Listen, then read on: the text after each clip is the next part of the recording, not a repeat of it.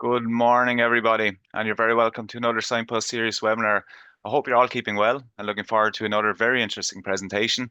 The Signpost Programme is a Teagasc-led initiative aimed at guiding Irish farmers towards sustainable practices. It focuses on reducing agricultural emissions, improving water quality, and enhancing biodiversity. Through collaboration with industry partners and a network of demonstration farms, it promotes climate-smart farming and supports the transition to sustainable systems. And we're delighted to be joined this morning by the head of the Signpost Programme, Dr. Tom O'Dwyer, for an update. Tom, good morning to you. Good morning, Cathal. How are you keeping today? I'm very well, thank you. Good, good. Is it sunny, dull, or wet where you are at the moment? A little bit overcast, but it's still dry. Yeah, Yeah, I think there's rain expected, but it's dry at the moment. super. Yeah. We're also joined by Teagasc Signpost Programme Training Development Specialist, Mark Plunkett, who will help me out with questions this morning. Good morning, Mark. Morning, Cathal. How are Morning. you Yeah, keeping today? not too bad. Very good, Cathal. Yeah, it's a sort of an overcast day here in the southeast as well. Sort of getting light drizzle, and I suppose rain is it would be welcome now at this stage here in the southeast, Cathal. Yeah, it's funny. We're talking to farmers across the country lately. Some have too much rain and some have too little. So there's growth rates anything from 80 back to 9 at the moment. So it's a very unusual time, but Yeah. hopefully it'll rectify itself. Tom, just coming back to you. You've been had a busy week. I think you had a launch of the Signpost Report 2025 during the week. How did you get on? That's right, Cathal. So on Wednesday of this week, we launched a report for 2025, and that's what I'm going to talk about on this morning's webinar. And we had a workshop with our program partners. We have just over 60 program partners from across the Irish agri-food industry. Um, and Yeah, it was they received our results positively. So yes, we're making progress. But equally, they reminded us that there's much more to do, and I suppose they challenged us on, how we're um, scaling out the messages from our signpost farms and the experience of our signpost farmers out to all farmers to ensure that more farmers take on the good practices which we're demonstrating on our signpost farms. That was one of the challenges they put to us. So yeah, but look, the report was well received. Yeah, look, from visiting a good number of signpost farms over the last couple of years, we can see huge progress even from an advisor point of view. So that's very positive. So yeah, I suppose the next step is rolling that information out, and that's a task in itself, I suppose, because it's a change for farmers. Yeah. But look, Teagasc has the signpost advisory program. We have not we have, yeah, and at the ASAP advisory program as well. So look, we have plenty of advisory supports that are available to farmers to engage with, and yeah, we're happy to talk as well, I guess, with partner organizations to collaborate in delivering advisory messages. So yeah, there's in my view there are plenty of supports available for farmers, and yeah, the more farmers engage with the service, the better. Yeah. And just to remind everybody that we're also kind of on the podcast is also available the webinar, so keep an eye on that. The webinar is going to be recorded as well. So and just I suppose Tom, maybe if you want to get your presentation ready, and just also to remind everybody the Mark is there, they're going to help us out with questions at the end. So the whole way through the webinar and at the end, do put your questions into the Q&A tab. And now that we have Tom here, you have a great opportunity to ask those questions at the end.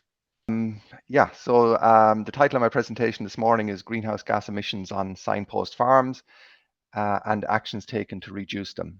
So yeah, so look, I'll start by just acknowledging the efforts and the work put in by a wide number of people. I wouldn't be able to make this presentation this morning without the help of numerous Teagasc colleagues, program partners, the Signpost program partners, and also the demonstration farmers themselves. So I want to acknowledge all the help provided by those individuals, and I'm not going to attempt to name individuals, but look, I want to acknowledge the effort put in by everybody involved in the delivery of the Signpost program and the publication of the Signpost report. Yeah, So look, just maybe before looking at the results themselves, maybe to take a step back and look at what we set out to achieve in the Signpost program back in 2021. And this is a slide I pulled from a presentation made in March 2022. And it sets out the objectives for the Signpost program. And our objectives were then and still are to lead and support the transition of Irish farming towards more sustainable farming systems, to contribute to agricultural sector efforts to reduce agricultural emissions in line with national policy objectives. And this next point I find interesting because, as I said, I copied this slide from a presentation in 2022, and now we all accept that the target for reducing agricultural emissions is a 25% reduction by 2030. But even as recently as March 2022, there was still uncertainty over what the target for the reduction in agricultural greenhouse gas emissions would be. There was talk of some reduction between 22 and 30% by 2030. And it was only later that summer that the reduction of 25% was agreed, because prior to that, there was discussion in the media and obviously amongst policymakers and interested, farmers and farm organizations and so on. Some people were saying agriculture needed to have a bigger reduction target. More were saying it needed to have a lower reduction target. So that was only decided as recently as the summer of 2022. So our target is to reduce emissions by 25% by 2030. We also have to reduce ammonia emissions, and that's by 5% below the 2005 level by 2030. We also identified as an objective, and Cathal mentioned this in his introduction as well, that we want to ensure that there are no unintended consequences of our activities. So in other words, that by helping farmers to reduce greenhouse gas and ammonia emissions, that we have a negative impact on either water quality or biodiversity. So we have to look after all three environmental elements. We also have an objective of promoting farming practices and systems which improve profit margins. So we want to ensure that the actions that we're recommending to farmers can either improve productivity or improve profitability, and at worst maintain productivity and profitability. We set out to build national capability and capacity to provide advice to farmers and to develop the capability and capacity of farmers as well. And also we want to be recognized as a trusted knowledge source and broker. So they were our objectives. On the right-hand side, Darren, in terms of what impacts did we expect the program to have? We expected the program would have an impact on national greenhouse gas emissions, and we'd also expect it to have an impact on reducing the carbon footprint of meat and milk products and tillage products produced by Irish farmers. So we're trying to achieve both to reduce greenhouse gas emissions in total, so absolute emissions, and one of the ways of achieving that is by reducing the carbon footprint. And then in terms of our key performance indicators, how would we know that we're on our way to having that level of impact? And we identified a number of practice adoption targets related back to our marginal abatement cost curve, and things like reducing fertilizer nitrogen use, increasing the usage of protected urea, improving the percentage of soils at agronomic optimum, increasing clover content, reducing the age at finishing. And look, the list is longer than that. I've just included 5 on this slide. We had indicators in relation to tillage, like the proportion of land under cover crops, and the amount of straw incorporated on an annual basis and things like that. So we have a number of practice adoption targets, because ultimately the impact on greenhouse gas emissions will be as a result of the adoption of practices by farmers. So then in terms of and then we also had 3 pillars to the program. We had our demonstration farms, we had our Signpost advisory program, and we also had some on-farm research in relation to soil and above ground carbon. In terms of what we have achieved, so we selected and worked with 120 demonstration farmers over the duration of the program, so over the last 4 years. We created a farm sustainability plan for each of those farms in collaboration with the farmer himself or herself. We then created and generated an annual sustainability report for each of the Signpost farmers. So we provided measurements to the farmers on their progress over the course of the program to date. We have observed an increase in the usage of some of our MAC climate mitigation measures on these farms. We also have sampled the Signpost farms, 91 of them to date, with a further 10 to be completed. And we've taken deep soil samples down to 60 centimeters to measure soil carbon. I'll talk about that a little later. We've also surveyed using drones and LiDAR technology. We've surveyed 92 of the farms to estimate above ground biomass and also above ground carbon. We've created biodiversity maps for 92 of the farms also. We've taken over 5,000 agronomic soil samples. They're the normal soil samples, the 10 centimeters. We've analyzed those samples for soil pH, lime requirement, phosphorus and potassium levels. And on the back of that, we've also taken a significant number of slurry samples, and on the back of those analysis and the results generated, we've created nutrient management plans for each of the farms, and those plans have guided fertilizer and manure and slurry usage on the farms. We've also launched a Signpost Advisory Programme. It was launched approximately 2 years ago now. A number of our farmers have been involved in AgNav user testing. So AgNav was not available when the Signpost Advisory Programme was launched 4 years ago. We've delivered extensive communications and training, including 260 on-farm events on our Signpost demonstration farms. And what sort of impact has the program had? So I've identified 5. So first off, we've demonstrated that the climate mitigation technologies that are recommended by Teagasc, they match up well with production and efficiency. So in other words, the adoption of the practices has not had a negative impact on production and efficiency. We've also seen, as I said already, significant progress in the adoption of MAC measures. We've established a comprehensive baseline on soil and hedgerow carbon, and we've also established a significant data set for greenhouse gas emissions calculations. So we now have data gathered from our Signpost farms for 4 years. So that's a significant data set, and we can look at getting value from that data now in terms of interpretation and analysis. We also have significantly enhanced our national advisory capability, and the program itself is recognized at a national and international level. And this point was made by our Teagasc director, Frank O'Mara, at the event during the week, Cathal, at the launch of the Signpost report.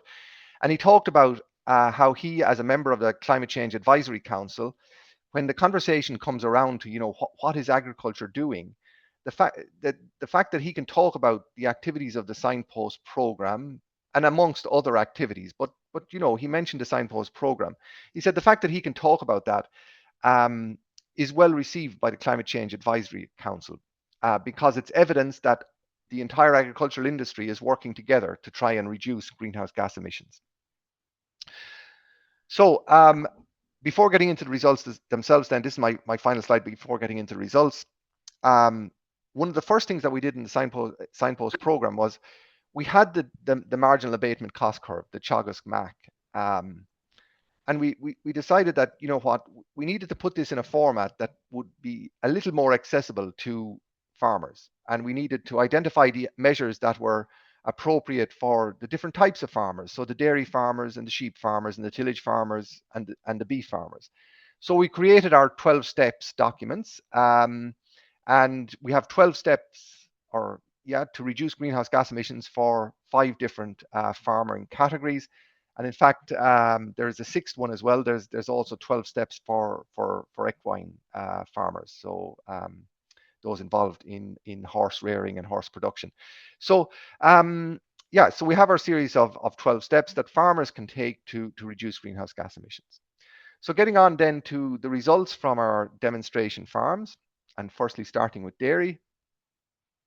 So these graphics are available in our Signpost report, which is available on our website. So I'll just highlight a couple. What we've seen on our dairy signpost farms, we've seen an increase in soil fertility. 70% of soils are now at optimum soil fertility, as opposed to 55% back in 21. About 1/3 of the swards on our signpost dairy farms are grass clover swards. Fertilizer nitrogen use declined from 2021 to 2022 and into 2023, but there was a rebound in 2024. Protected urea usage went from 43% in 2021 to 76% in 2022. Grass grown remained okay. There was a small decline from the highest level in 2021, but it averaged between 12 and 12.5 tons of dry matter grown, which, look, there's scope for improvement, but they're the figures we measured, and concentrate usage increased. So I think there needs to be a focus on grass grown on these farms over the next number of years. But otherwise, apart from that, the numbers look quite good in my view. In terms of emissions, on these farms, we see an increase in total emissions. There was more livestock units, including more dairy cows on these farms in 2024 than there was in 2021. So total emissions did increase.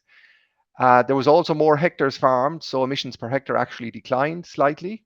And then the carbon footprint, the emissions per kilo of fat and protein corrected milk, average 0.9 of a kilo of carbon dioxide equivalent per kilo of fat and protein corrected milk over the 4 years. And the nitrogen balance declined in 22 and 23 down to 153, which is very close to the target of 150, I think, Cathal. But it did rebound in 24. We saw increased fertilizer usage, as I already mentioned, and also increased concentrate usage, accompanied by a slightly lower milk output in 24. So the nitrogen balance for that year was back up to 2021 levels. And if I try to explain the emissions per hectare figure, the trend here, it did decline. So why did it decline? And I break down the emissions into 5 different categories. So we can see that there was a slight reduction in enteric fermentation per hectare. Manure management was unchanged. There was a larger reduction in emissions from agricultural soils. So that's our nitrous oxide from our application of fertilizers. So that's the largest decline. We saw a slight increase in urea application. Again, shouldn't be surprised by that, because there is more urea being used on these farms, albeit it's in protected format. And we did see a slight increase in emissions from liming. Again, maybe not to be unexpected. These farmers applied more lime in 24 than they did in 21. And as you apply lime, you get a release of carbon dioxide in the year of application. So this is a good thing, the fact that liming is up. And it's also, I think, very positive that, as a result of farmers' activities, we're seeing a reduction in the emissions from agricultural soils. And overall, on a per hectare basis, our emissions per hectare are down by 0.22 of a ton of carbon dioxide equivalent. We move on to suckler beef, and we present the results in much the same fashion. We see an increase in the percentage or proportion of soils with agronomic optimum, so up to 50% of soils with the correct pH, P and K levels. 68% of heifers on these farms calved at 22 to 26 months, so possibly scope for improvements in that in the future. Fertilizer nitrogen declined. Protected urea usage increased to stand at 58% in 2024. The age at finishing is a big performance indicator for beef farms, and this group of suckler farms, and particularly the beef animals on these farms, were finished for bulls at 16 months, steers at just under 23 months, and heifers at just over 24 months in 2024. And the days at grass on these farms averaging about 220, 225 days over the 4 years. Again, an area perhaps that is an area for improvement perhaps in future years. And looking at the emissions on these farms, emissions in total declined by 1%. But again, there were more livestock on these farms in the last year, 24, than there was in the first year, 21. Emissions per hectare did decline, and the decline was greater than the decline in total emissions because there are more hectares being farmed by this group of farmers on average. The emissions carbon footprint per kilo of live weight beef declined on these farms and on average stood at about 11.4 over the 4 years. And the nitrogen balance again declined but rebounded in 2024. And again, trying to explain why the emissions per hectare declined.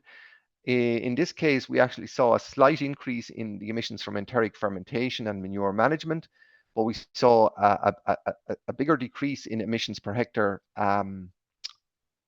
for agricultural soils, a small increase in urea application. And this group of farmers actually, they had spread a lot of lime in 21, so they spread less lime in 24. So that accounted for a reduction in emissions per hectare between the 2 years. On average, over the 4 years, the farmers spread, I think, 0.5 of a ton of lime per hectare per year. So I think they spread a good level of lime over the 4 years. So I wouldn't be concerned about the level of lime they spread or indeed any drop off in 2024. On average, over the 4 years, they spread a good level of lime. But just when you take the 2 years and look at the difference between the 2 years, it does account for some of the difference in emissions per hectare. And you can see that on average over the 4 years, the emissions per hectare declined by 0.36. And on the dairy calf to beef then, our optimum percentage of samples at optimum were 50%. We had 60% of the slurry spread in the spring. Nitrogen fertilizer declined over to 22 and 23, but then rebounded in 24. Protected urea made up 69% of the nitrogen in 24. The age at finish is again included here on this slide. Bulls at 20 and a half months, so steers at 24 months and heifers at 21 months. These are dairy beef animals rather than suckler beef animals. Days at grass, again, 220 to 230 days on average at grass over the 4 years. And again, the emissions here on these farms increased slightly in total. The emissions per hectare, yeah, it's a mixed trend, went down and have gone up a bit. And the carbon footprint about 7.63 on average over the 4 years, which is lower than the figure for the suckler beef farms. And I guess that's because there isn't a suckler cow to carry. So the emissions per kilo of beef, 7.6. And again, trying to explain the per hectare figures and the difference between 21 and 24, we saw an increase in emissions from enteric fermentation. Again, there were more animals on these farms in 24 than there were in 21. A slight increase in manure management, reduction in agricultural soils. So, this is where the Signpost program paid most of its attention. So, reduced fertilizer nitrogen, switch to protected urea, a slight increase in urea application, an increase in liming, and overall a slight increase per hectare of 0.28. Yeah, I don't have any results for sheep farmers. We have a number of Signpost sheep farms. However, there was a change in the farmers involved. So some farmers started the program and some farmers left the program. So we didn't have a large number of farmers that were in the program over the 4 years. So, and then from that small number of farms, there was a mixture of lowland and hill sheep farms. So we didn't think it was appropriate to present the results on average. So we have included some results in the report for sheep farms. On tillage farms, then, we have 10 tillage farms participating in the Signpost program. On average, 57% of the soils are at agronomic optimum. 9 out of 10 or 90% of the farms are using organic manures. 16% of the farm, 16% of the area farmed was participated or took incorporated straw in 22 and 23. This dropped back slightly in 24 to 9%. But if you remember back to this time last year, the Minister for Agriculture introduced a concession to allow farmers who had previously applied for straw incorporation to bale the straw instead. So yeah, that was a concession last year, but it was at 16% in previous years. Chemical nitrogen was lower in 24, but again, there was a reason for that. There was a low acreage of winter cereals in the 23-24 season. If people remember back, the autumn of 23 was very unfavorable weather conditions for the planting of winter cereals. So then there was a lot more spring cereals, which have a lower nitrogen amount applied. And then between 22 and 26% of the area farmed was planted out to cover crops. Again, that's a very good figure. And 16% of the area in rotate. 16% of the area was sown to legumes. Again, you know, 1 in 5 years or 1 in 6 years for legumes in the rotation is probably about right. So 16% is a good figure. And 6 out of 10 of the tillage farms have forestry, and it's a key part of their farming operations. And then a recent development is the launch of the AgNav for tillage farmers. This was launched at the recent Crops and Technology Open Day. And this is just a screenshot from AgNav, and it presents the emissions data for 6 different tillage crops on one of our Signpost tillage farms. And just to point out that we have 6 crops, as I said, but you'll see that 2 of the crops, the winter beans crop and the spring malting barley crop, have higher emissions than the other 4, and there's an obvious reason for that. It's down to this limey green color here on screen, and that's representing the application of lime to the fields in which these crops were grown. So it's picking up on lime applied in the year in question. And also on the spring malting barley, you can see this blue part of the bar is higher as well, and that's reflecting higher fertilizer nitrogen use on the crop. So that's now available for tillage farmers. So moving on then to on-farm measurements, analysis, and demonstrations. So I've mentioned this already. We've taken over 5,000 soil samples from our Signpost demonstration farmers, and we have seen an improvement in soil fertility on these farms between 21 and 24. We've also measured above ground biomass on our Signpost farms, and we've estimated, or my colleague Stuart Green has estimated, that hedgerows which are allowed grow up and out, like at this side of this image, contain more carbon than this well-managed hedge, which is at the bottom part of this image. So the hedgerow that has been allowed grow up and out contains 4 times more carbon than the hedge that has been and continues to be well managed. The second thing that we've established is that on average on our Signpost demonstration farms, Signpost demonstration farms, we have less habitats than would be for the typical average farm. So our Signpost demonstration farms, their habitat scores are the blue bars in this chart, and all farms nationally are represented by this red distribution of bars here. So on a scale of 0 to 7, you know, you have a distribution of farms nationally, you know, with the average at about 5.5, 3.5, should I say, this bar here, whereas the blue bars are stacked more to the left. So they on average, they tend to have a lower score. So it suggests that there's some work to be done on biodiversity on our Signpost farms on average. In terms of soil carbon, this work was led by Julia Bondi in Teagasc Johnstown Castle, and she worked with colleagues in Johnstown Castle to first of all identify sites on each of our Signpost farms that they wish to sample, so sites of interest, and then they sampled those farms. So up to the end of last year, there was 67 farms with 268 fields, and there was over 1,600 composite samples taken, and they've been analysed. And so far this year, a further 24 farms, 92 fields, and 380 samples have been taken, and there's 10 remaining farms. And what we found is that there is a good level of soil carbon under our Irish soils, on average between 90 and 100 tons of carbon per hectare uh, on our dairy, beef, sheep and tillage farms. The tillage farms on average have similar levels of carbon to our livestock farms. That's what the image on the screen is suggesting. And we have soils. Our soils have been sampled, which have been shown to contain up to 200 tons of carbon per hectare. Now, they're obviously some of our more clayey soils and some of our peaty soils. So this is a very useful data set, and it's information that we didn't have previously. So we have a good baseline now established for both above ground and below ground carbon. We also worked with colleagues in Teagasc Moor Park to deliver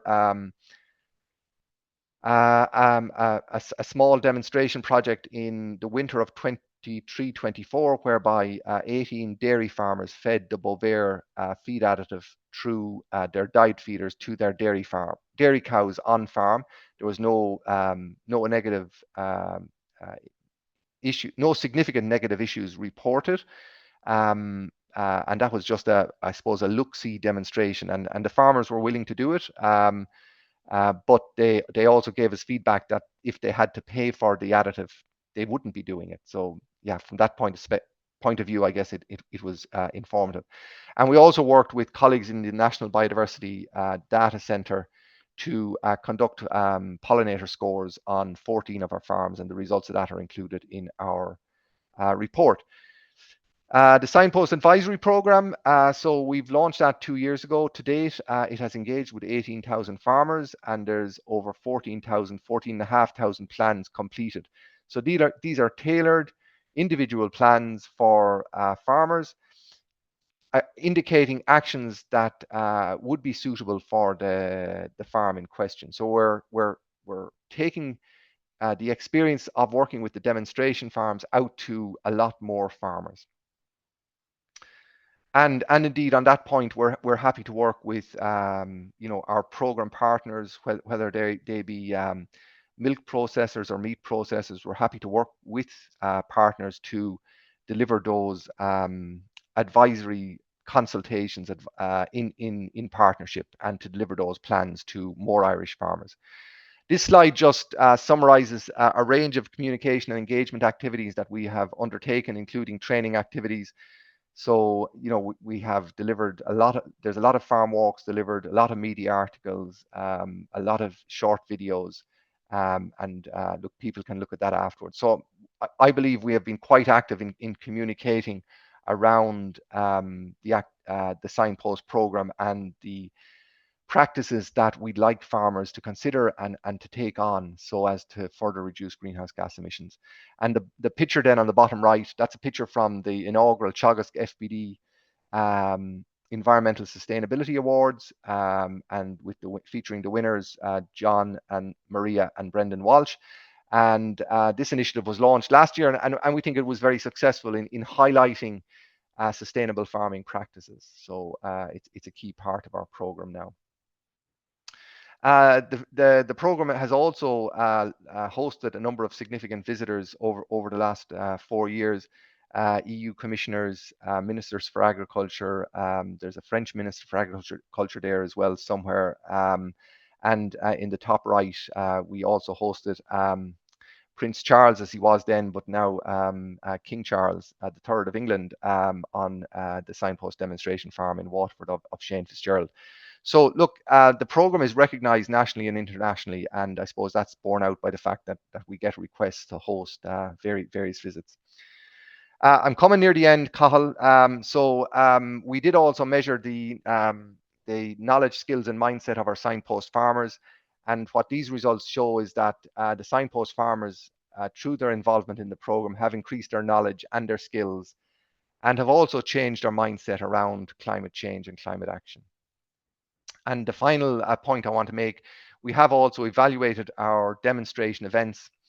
And off this slide, I'll just mention that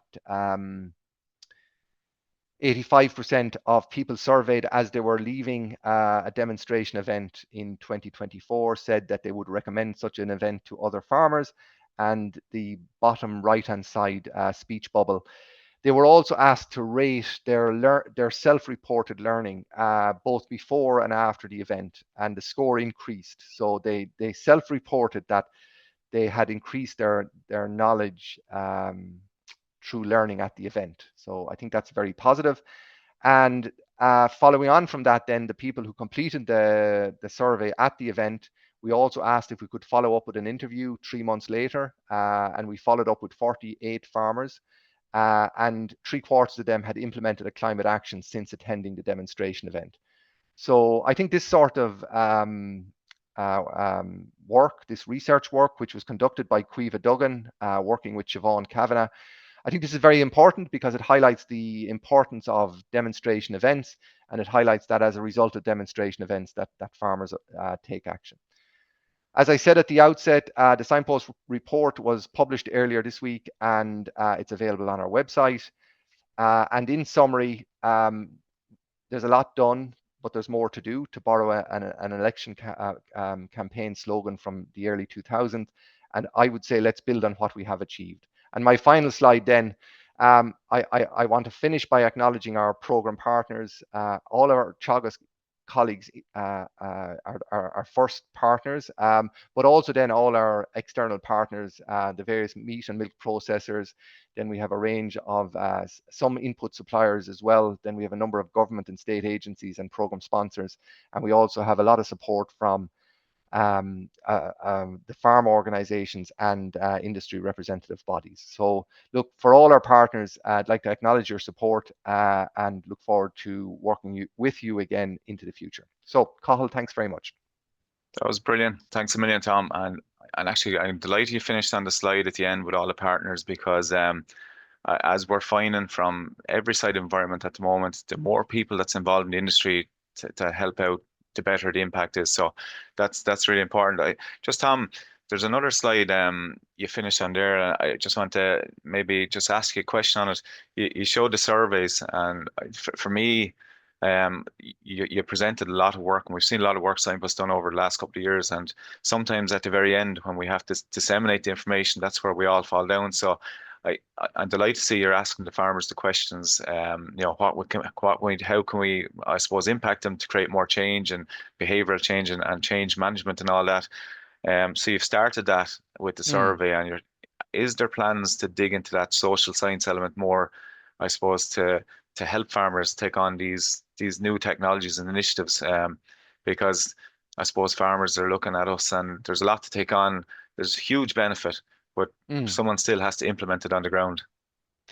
Yeah, absolutely. It's an area that we do want to pay more attention to. I can't say we have definite plans at the moment, but it is, on our to-do list. And we did manage to, I suppose, put a plan in place and then secure a master's student to do the work. So I guess that's the way it works typically within Teagasc. If there's a question to be answered, a research question, you make a proposal and you seek funding and hopefully then get a student to work with you to do the work. So yeah, look, it's an area we want to look at, and we'd love to work with I suppose researchers who are already working in that area, because we don't have that expertise within our own team. So we need to partner with social science researchers, either within our own organization or indeed external to Teagasc. We'd be happy to talk to people. Yeah. Just to remind everybody to, if you have any questions, stick them into the Q&A tab, and Mark will help you out with those in a second. And one other thing, I suppose, that jumped to mind, Tom, when you're showing me the slides, I just want to clarify a little bit. So the use of lime, which we see as a very positive thing, but it is correlating with an increase of emissions. Maybe can you talk us through that a little bit? Yeah, so let's start by re-emphasizing the fact that the application of lime to productive farmland is a good thing. Okay, and so we're not recommending to apply lime to low input grasslands. So low input grasslands are managed differently, but all other grasslands and all tillage land, then after that, the application of lime is a good thing. So that should be the starting point. That said, lime is calcium carbonate, and once it's applied, it breaks down. And on breaking down, one of the things it releases is carbon dioxide, and carbon dioxide is one of our greenhouse gases. So, in the year of application, lime releases carbon dioxide, which adds to our greenhouse gas calculation. So that's a negative in the year of application. But in following years, as the lime begins to have an effect, the farmer should be able to, and in our research would indicate that the farmer should reduce fertilizer nitrogen application because more nitrogen is available in the soil. The application of lime has increased pH, has unlocked nitrogen in the soil. That's available to grow grass or grow a tillage crop. So the benefit comes in subsequent years then. And I suppose the other thing to add on that, if you have the habit of a farmer of spreading a load of lime every year, and then there'll be no difference between one year and the next. So it's included every year. The reason there was a difference in the slides I showed was because there was a higher level of lime applied in 21 and a lower level in 24, or vice versa. And that gives you the difference between the 2 years. But if it's consistently applied one year to the next, you won't pick it up in a trend. It won't affect the trend over time. Yeah, no, I think that was important to mention. Yes, there's a little bit of pollution swapping, but it's the greater two evils. So one step back, two steps forward. So that's great. Thanks for clarifying that, Mark. Plenty of questions coming in there.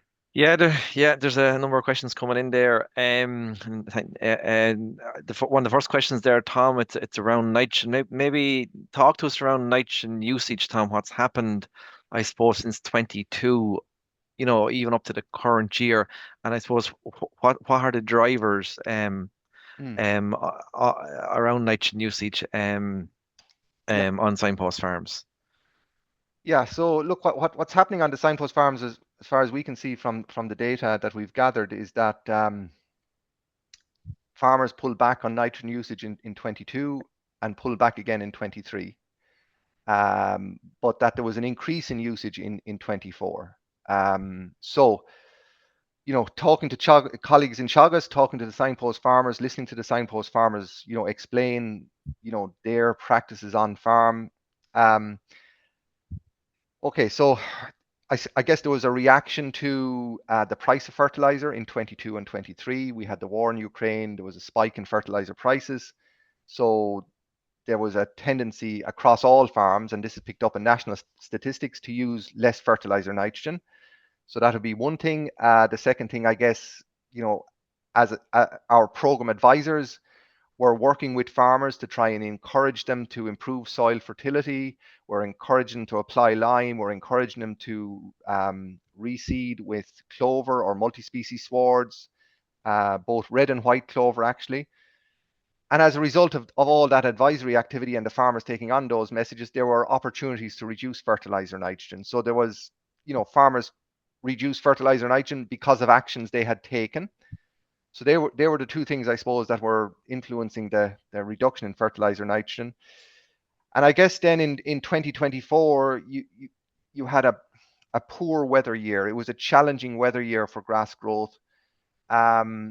Fertilizer nitrogen price also came back. So those two factors were at play. And I guess, their advice was provided that farmers needed to grow grass. And, if clover wasn't performing under the weather conditions that were there, farmers still needed to grow grass to feed animals. So, there was an increase in nitrogen. It was a decision taken by farmers. So I guess in some respects, Mark, maybe the job isn't complete on, clover, multi-species swards, grassland management, and so on. If we're to reliably reduce fertilizer nitrogen, and that the clover and the improved soil fertility is to reliably provide nitrogen to grow crops afterwards. So that's my interpretation. And I suppose the other big one in there, Tom, is the switch then to, in terms of Oh, fertilizer sorry, yeah, type that were yeah, spreading more yeah, protected urea than the nitrate based fertilizers, and there's yeah, been big absolutely. progress made Yeah. in that area as well. There's another question here, Tom, around how do the kilos of CO2 say for, in terms of live weight gain, what happened those during the period? Yeah, so the carbon footprint for the carbon footprint for beef farms is calculated in total initially. So you get a total figure, then you can allocate that on a per hectare basis. So, if you have the total and you have the number of hectares farmed, you can do the calculation. That's per hectare. And then it can also be allocated on per kilo of live weight gain. So it's not per kilo of live weight on the farm, it's per kilo of live weight gained on the farm. So for people on the call who are familiar with the beef output report and ICBF, that beef live weight gain figure is calculated. So it's the live weight sold minus any live weight purchased with an adjustment for any inventory change. So the live weight on the farm at the beginning and end of the year. So that it's possible to calculate the live weight gained on the farm during the year. So you take your total emissions and you can allocate that over the live weight gained. So if I recall now, the slides aren't in front of me, but on the suckler beef farms, the emissions per kilo of live weight gained declined, whereas on the beef farm, on the dairy beef farms, it actually went up a little bit. I think now, Mark, is my recollection now. Okay. There's another question here, Tom, that there's been great improvements in terms of soil fertility on the signpost farms over the last number of Mm. years. Just have you any comments saying nationally, is there a lot of farms out there working at suboptimal soil fertility levels? Yeah. So the latest analysis we have from Teagasc is that there's 24% of soils at agronomic optimum, which is pH greater than 6.2 and soil P index 3 or 4, soil K index 3 or 4. So about a quarter of the soil samples that come through Teagasc for analysis are come back with the correct analysis. They're in the right combination of pH, P, and K. So on the basis, I guess, of that high level figure, you'd say, yeah, there's a significant number of farms that need to pay more attention to soil pH, soil P, and soil K levels. Perhaps, if we dig a little deeper, there's perhaps a proportion of those soil samples that are taken on low input grasslands, or maybe from lowly stocked farms. So yeah, maybe it's not all out as bad as that, but it's still not going to be right. So I'm confident in saying that more farmers need to pay more attention to pH, P, and K, soil pH, P, and soil K. And I guess the other point I make, and I know, Mark, that you're big on this as well, and I've heard you yourself talk about it as well. Um, it is concerning that there's a decline in the sales of fertilizer P and K. Yes, we have a lot of animal manures and animal slurries, and yes, we need to make better use of our animal manures and animal slurries and distribute them better across our farmed areas. But we still won't have enough, I think, to improve soil P and K. So we will need to purchase fertilizer P and K. So again, more farmers might need to pay more attention to the types of compounds and the mix of compounds that they're using to ensure that they have their soil nutrient balance right. Yeah, I just to come in behind you there, Tom. Look, I think on the dairy side, only 25% of the soils are optimum. That means 75% are suboptimal. Mm, And I think it's key in terms of nitrogen use efficiency that, yeah. that we have, as many soils in the optimum range, especially on the dairy side where we are using more Mm, fertilizer. On the dry stock side, 65% of soils need lime. So I think that mm, that would be a priority on the dry stock side of the house. That mm, would be my trump card or the first thing I would go at on the dry stock side of the house. mm. You grow more grass, you'll release mineralize more nitrogen and also P and K. So yeah, I think we need to work a lot more on the nationally as regards the whole area of soil fertility and try to build soil fertility levels. There's another question there, Tom, um, coming in around the whole area of methane reducing additives, and how much will they reduce methane both while fed, say annually, and do you see them becoming widespread? Yeah, so we have research. Teagasc has conducted research. Other scientists internationally have conducted, and in Ireland have conducted research.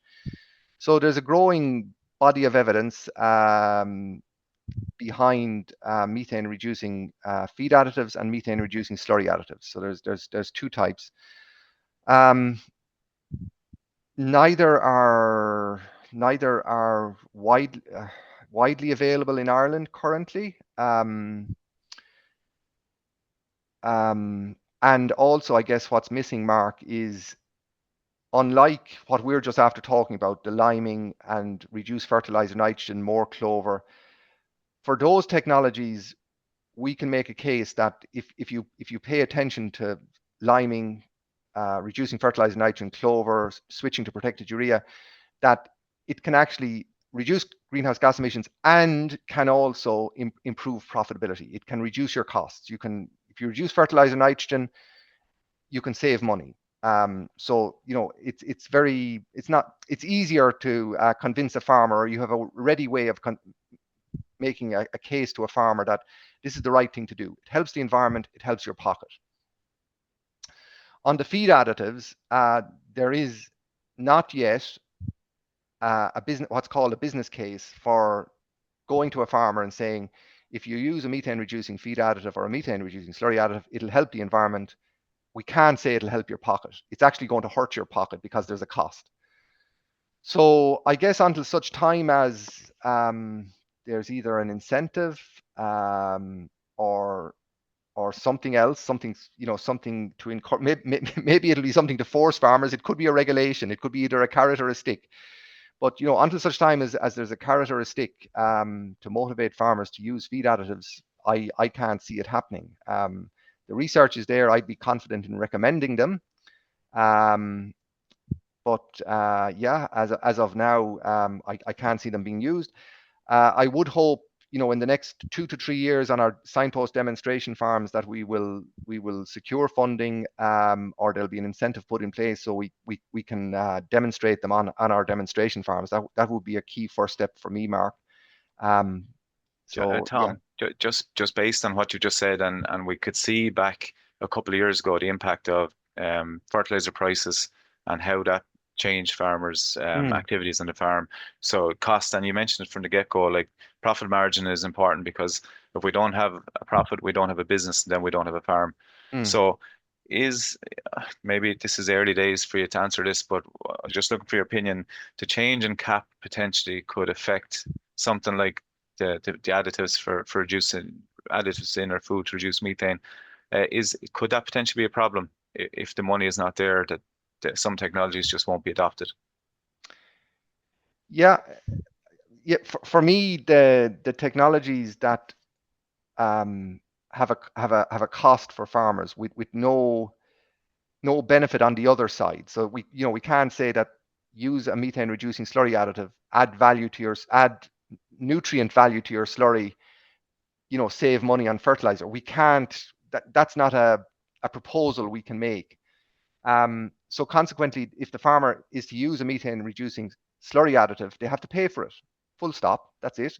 And the benefit is they reduce methane, which is good, and if farmers are that way inclined, that is great. But the majority of farmers, the profit motivation is strong, and they look at that and say, no, I can't justify that cost of 5 or 6 or 7,000 to add a methane reducing slurry additive for my herd of maybe 100 cows.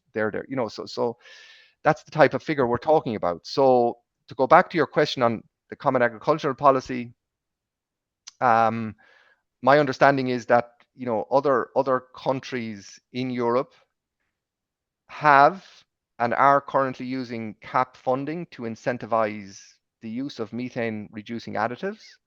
Not altogether sure the full details, but I have seen it listed as an action in a country's CAP program. And also I'm aware that it's certainly been considered in at least one EU country that in their next CAP program that they would seek to allocate funding to such an initiative. So yeah, governments, including the Irish government and the EU, are going to have to consider how they can incentivize farmers to take on these technologies which will reduce climate. And I guess they're going to have to consider how they can do that without raiding the existing budgets. That would be the best outcome, because I guess we don't want to rob Peter to pay Paul. So yeah, so that's a very thorny issue, I guess, Cathal, and one for the policymakers. So. Tom, there's another question there. I suppose that some of the big climate technologies are, say, clover and protected urea. I suppose how can we encourage farmers to adopt these, or do you have any maybe suggestions or solutions as to how do we get more farmers onto the road to take these technologies on? Well, I suppose the first thing that comes into my head, Mark, is seeing is believing. So if we can highlight or showcase or demonstrate farmers and farms that are using clover, white clover, multi-species, red clover, and are using it effectively, and that the farmers themselves are willing to talk about it. And look, it comes to mind, I was on 2 of our signpost farms recently. There was John Walsh down in County Tipperary. He's using white clover, red clover, and multi-species, and he talks very openly about the challenging journey that he has taken to switch from a dependence on fertilizer nitrogen to a reduced reliance on fertilizer nitrogen and increased usage of clover, multi-species, and red clover. He's quite open about it. He says it's not straightforward, but he's pleased with the progress he's made, and he's happy that he's made the switch. And then another of our signpost farmers, Dermot Heaney, up in Navan, County Meath, we had a group out on that farm recently as well. And again, over the last 3 to 4 years, Dermot has made huge strides in correcting soil fertility, in reducing or increasing white clover content. And both those farmers, interestingly, pay huge credit to our Teagasc colleague James Humphreys and the support that they've got from James and a group of farmers that he's working with. So, I think demonstration is key. I think we have to ensure that farmers who are in demonstration groups, or not, discussion groups, are supported to share their experiences and to support one another, so farmers can support one another. And we have to keep talking about it, Mark. We have to keep, putting it on the agenda at, open days, putting it on the agenda for meetings, talking about it in the media, talking about it on webinars like this. But our farmers have to talk to one another and support one another, because I guess, if we don't reduce our greenhouse gas emissions, the focus will come back onto agriculture, and the narrative will start in the media again that agriculture isn't doing enough, agriculture needs to do more, we need to cut the national herd, and so on and so forth. And the farmers who have taken the effort, have made the change, they'll be scratching their heads and saying, like, what's going on here? We've switched to protected urea, we've reduced nitrogen, we've increased clover, we've taken on the incentives for feed additives and so on. And now we're being focused on again. Why are we being focused on again? Well, I'd put the challenge out to those farmers. You need to convince more farmers. You need to share the message. You need to talk to other farmers and help them to take the first step like you did. So that's a key thing. And I guess we also, the other thing then that comes to mind, Mark, is you and I and Cathal, we all need to talk about the incentives that are available, the supports that are available. So, for example, Teagasc, has promoted the TAMS grant that's available for low emission slurry spreading. And, we have huge uptake of low emission slurry spreaders. Our advisors have promoted the measure for red clover silage, have promoted the measure for cover crops, and we get uptake of those measures. And I know Cathal's colleagues now are promoting the measures under the Farming for Water EIP. And there was a particular push put in on the measure in relation to cover crops earlier this year. And I see figures this week now, I think that there's 1,300 applications to grow cover crops, and the farmers are going to receive funding under the Farming for Water EIP. So yes, we need more incentives, but we also then need our advisors and advisors across the industry to promote the incentives and to ensure that the incentives are taken up by farmers. So sorry, I've given you a long answer there. No. I think that was some of the ideas. It was a very apt way to finish, Tom, and a very positive way. And I think you're right. Let's focus on the positives and the good work being done, because there's no doubt there's a lot of massively good work being done across the country, and we're obviously looking at some of your slides. We're starting to see the impact of that, which is wonderful. Unfortunately, we don't have time for any more questions today, but I'd just like to thank everybody for submitting their questions. And also, Tom, thank you. That was a really good presentation. Delighted to see the progress of the program, and wish you very best luck in the next number of years to keep growing and building on that, and making sure we meet our 2030 targets. That's the key. And Mark, thanks a million for helping us out with questions. Always really, really brilliant as usual. And just want to thank Yvonne Marr in the background for helping the running of the webinar. She's the one behind it all, really keeps the show on the road. So thanks a million, Yvonne, in the background. And just for next week, just to remind yourselves, we have going to look at another presentation on the do's and don'ts of drainage in mineral soils, and we're going to be joined by Teagasc researchers, Professor Owen Fenton and Dr. Pat Toohey. That's a really interesting one as well next week, so not to be missed. Make sure you join again. So do tune again next Friday, 9:30. But until then, I hope you have a great weekend, and slán go fóill.